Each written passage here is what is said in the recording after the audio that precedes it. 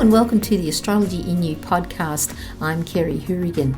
Today we'll be looking at the new moon in Capricorn coming up on the 23rd of December 2022, the Capricorn solstice, and how our solar system is going through the photon belt and how this is affecting us. But firstly, I'd like to begin by acknowledging the original land carers, the Awabakal people, where this podcast is recorded. I give my deepest respect to elders past, present and emerging, and acknowledge that sovereignty has never been ceded. So just before we start, you can get a free mini astrology report that includes a very detailed birth chart from Astrology in You. I created a video to show you how to create a birth chart with transits at astro.com, which is really handy in any astrology that you're following. And you can currently find the podcast on several platforms now, including iTunes, Spotify and YouTube. So the new moon in Capricorn will be happening on the 23rd of December 2022 at 1 degree and 32 minutes, depending on your location. To see where this specifically relates to you, look to the house or the life area this will be transiting in your own chart. The new phase is when we set an intention to begin a new cycle. It is a subjective phase with instinctual random impulses and urges, and absolute freedom is required initially that leads to a more intentional direction as we receive feedback from others and the environment. In evolutionary astrology, we equate the moon to our ego. Our ego is our subjective filter to which we view the world from our own perspective. It's how we see the world based on our childhood conditionings, our culture, societal conditionings, beliefs and experiences. And this is why we can view the same thing as someone else but see it differently due to our own ego filtering. Capricorn is an initiating earth sign ruled by Saturn. Its polar opposite is Cancer, an initiating water sign ruled by the moon, which correlates to our emotions. Capricorn initiates change, as does Aries, Libra and Cancer. Cancer representing our inner security, while Capricorn represents our outer security.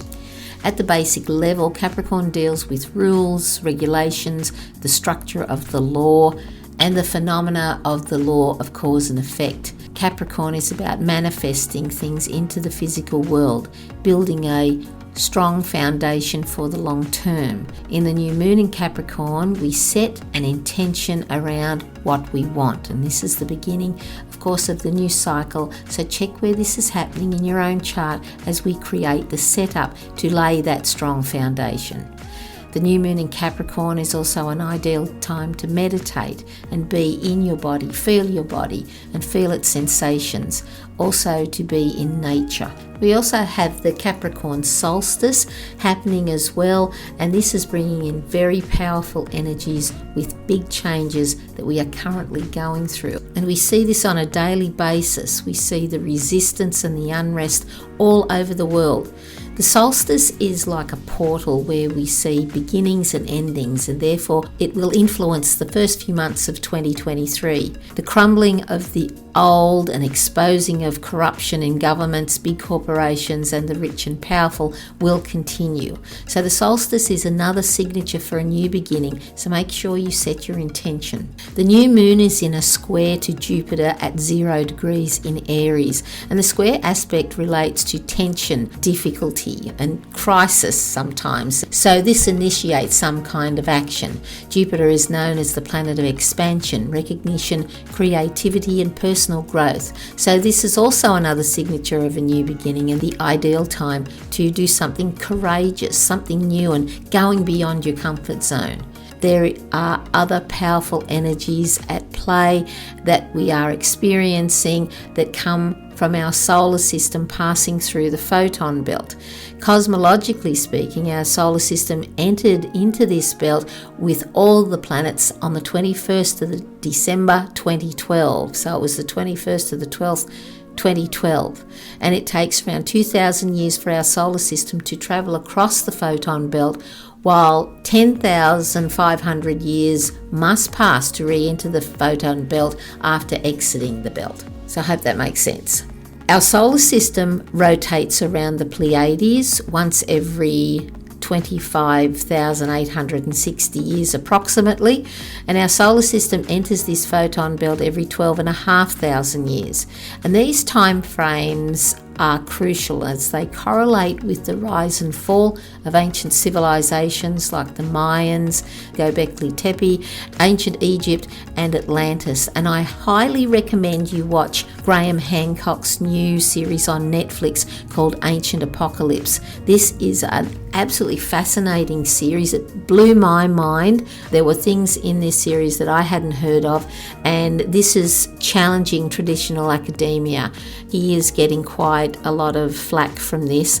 And there's also another documentary called Revelations of the Pyramids that you can also currently watch on YouTube. So what does all this mean? Our solar system's passing through the photon belt. Well, essentially, we are entering the new age, and that is the age of Aquarius. And what is happening? We are ending the age of Pisces, coming into the new age of Aquarius, and this is a clash. And it is incredibly stressful, as we all witness on a daily basis. The protests, the unrest, the violence and aggression in the world. So this time is a transitionary time, and we're experiencing what has been termed an upgrade in consciousness. Not everyone will feel this or even be aware of it, but for those who are, and anybody I think that listens to an astrology podcast is certainly one of these people, they will be aware of this, and this can be a very uncomfortable experience. So photons are light. So in order to absorb this light in the cells in our bodies must be healthy. We can't do it if our bodies are dehydrated and acidic. We absorb pollution, including electronic emissions from Wi-Fi and our phones. Most of us have a poor diet, poor lifestyle. We experience emotional trauma and stress. And we have to eliminate these toxins through our colon, lungs, skin and kidneys. So when we lack cleansing, we can feel fatigued, exhausted, creating an environment for inflammation, diseases like achy joints, headaches, skin issues, disturbances in our sleep, and some people are reporting ringing, hissing and buzzing in the ears, episodes of dizziness or lightheadedness. So what can you do? Well, you begin by eating a healthy diet. You eliminate all unhealthy foods. And I mean, we know the unhealthy foods because they always taste the best. So we have a healthy lifestyle. Meditate, to be in nature, be in the emotions of appreciation, gratitude, peace, relief, contentment, as these emotions are the emotions of high vibrations.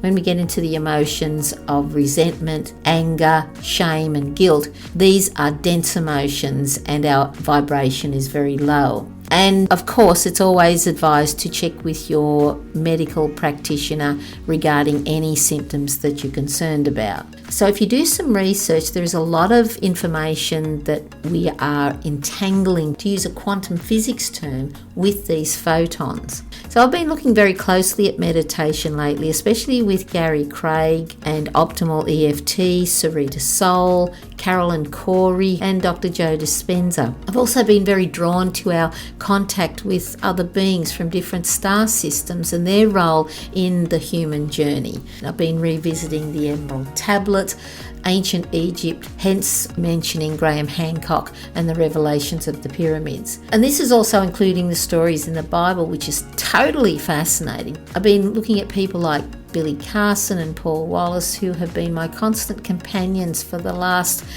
couple of months now. So personally speaking, I am feeling these changes enormously, and I'm quite excited about it, because in order for the new to come in, and it will, whether we like it or not, we must let go of the old and outdated, and many will suffer because of this.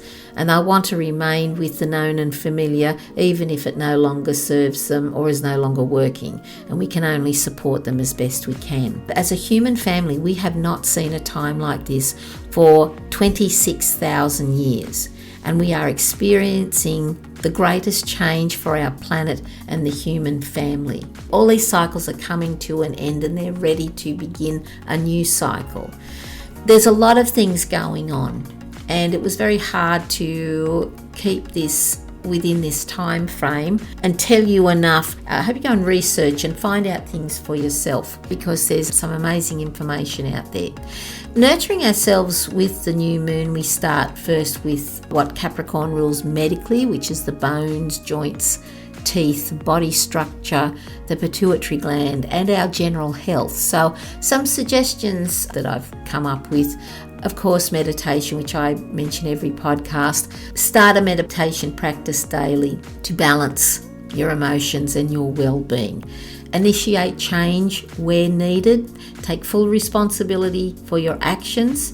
Investigate and search for truth behind any painful emotions and get to the heart of them to set yourself free from your nightmare. And you can see the work of Byron Katie for help with that. Let go of what you know you must so you can move forward, and just keep releasing and letting go. Be in nature wherever possible. Become an authority with your creativity, knowledge, skills, and your natural talents, and take action to improve your overall health. Listen to your heart's intelligence, and this is where you find your own truth and meaning. The heart will never lie to you. The ego will, but the heart won't.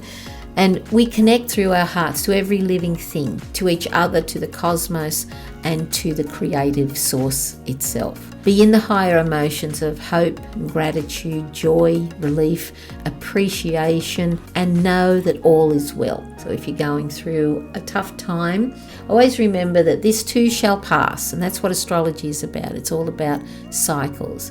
So this is the last podcast for 2022. I will see you in 2023. Thank you to all the new subscribers and to all of you who take the time out of your day to listen. It's such a joy for me to do. I do struggle with what to put in and what to leave out, as the information is always so incredibly fascinating. Have a very happy and safe Christmas. Take time for yourself. Take care of yourself, and God bless. I love you. Bye-bye.